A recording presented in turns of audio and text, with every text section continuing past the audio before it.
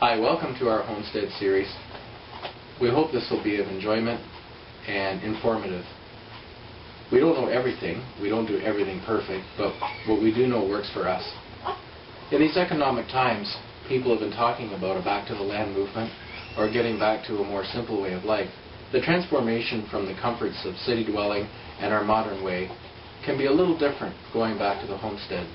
I won't say complicated, but there are some things some people should know. So I hope you enjoy this series. Thank you for watching. I'm canning some ground beef today, and a few years ago I came up with a quick way to cook large amounts of ground beef. Instead of frying a pound or two at a time on top of the stove and getting grease everywhere and having to stand there and stir it the whole time and doing small batch after small batch, I started boiling it. And all I've done is I've put about 10 pounds of ground beef in my pot, and I've filled it up with water. And sometimes I add a couple of chopped onions or some garlic powder and salt, whatever flavorings you want, or you can leave it plain. Then I just simply fill it with water and bring it to a boil, and then I just boil it gently until the meat is cooked all the way through. And just every once in a while come over and stir it up and break it into smaller pieces. But it saves a lot of time. I don't have to stand here at the stove watching it, and I can be making another meal or cleaning the kitchen or whatever during that time. Now that the ground beef is finished cooking, I'm just going to drain the stock off.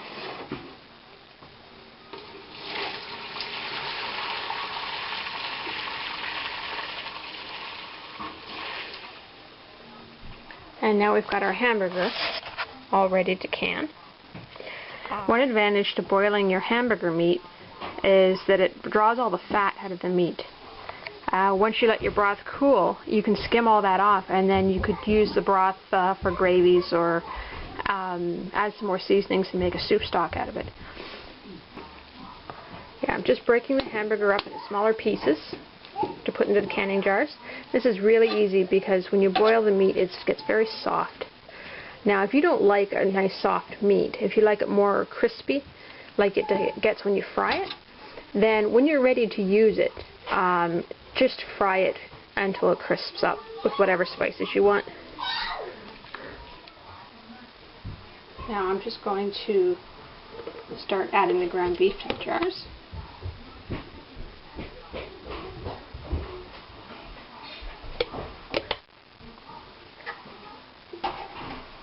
I like to can it in the pint-sized jars because it works out to be about 2 cups, which is about a pound of cooked ground beef, which is what most recipes use. So it's really convenient that way.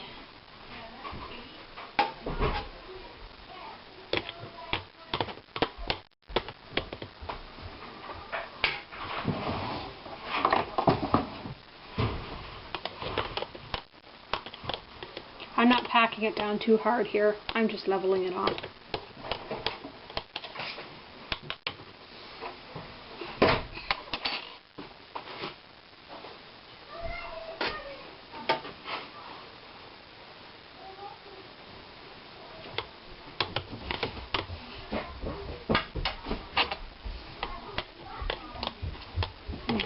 I'm going to leave, that's about right there, you want to leave about an inch of headroom.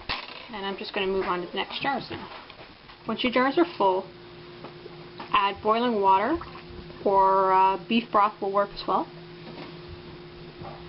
You want to leave about an inch of headroom, the same as with the meat. You want just enough to cover it. Okay, now that the water has been added to the jars, I'm going to add the lids that have been soaking in hot water and tighten the rings finger tight. Now you add your jars to the pressure canner.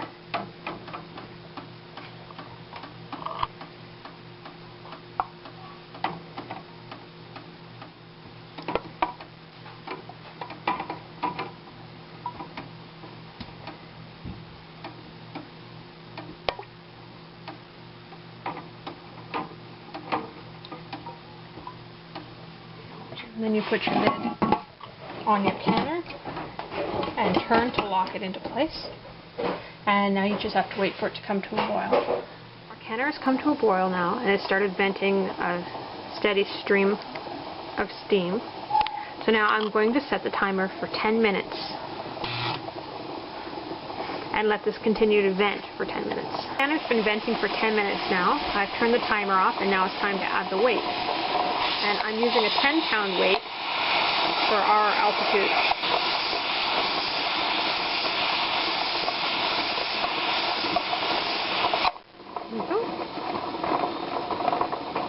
Now we just need to wait for the canner to come up to pressure. Our canner has come up to pressure and I've set the timer for 90 minutes. You can see the weight is rocking slowly around in a circle. It's hard to pick up on the camera. It doesn't show it quite as well. But it moves gently around. You don't want it to go too fast. Just adjust your temperature dial to get the right speed.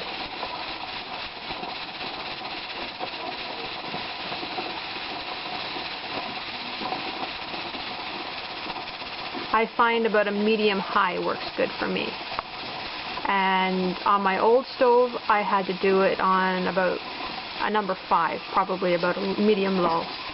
But it ran quite a bit hotter than this stove does. Okay, our 90 minutes is up, so I'm just going to turn the temperature off and let the canner sit and come down off pressure on its own.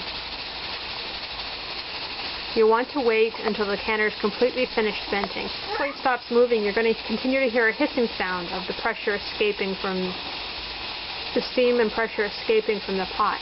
You want to wait till that's completely done, and when you no longer hear that sound and the weight's not moving, wait about another 15 minutes past that time before you take the weight lid off.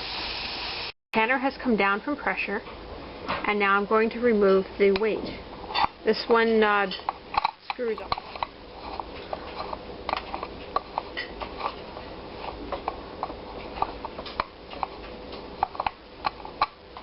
Now, you can unlock your canner lid, lift it off with the lid facing away from you because the steam will be hot. And I'm starting to seal already.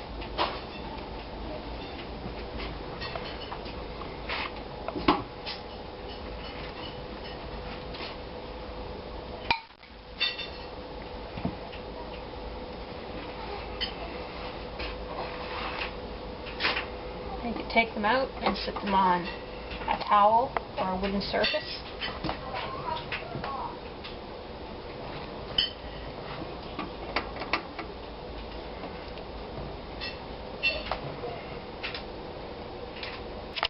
Okay, we have our finished jars sitting on the counter.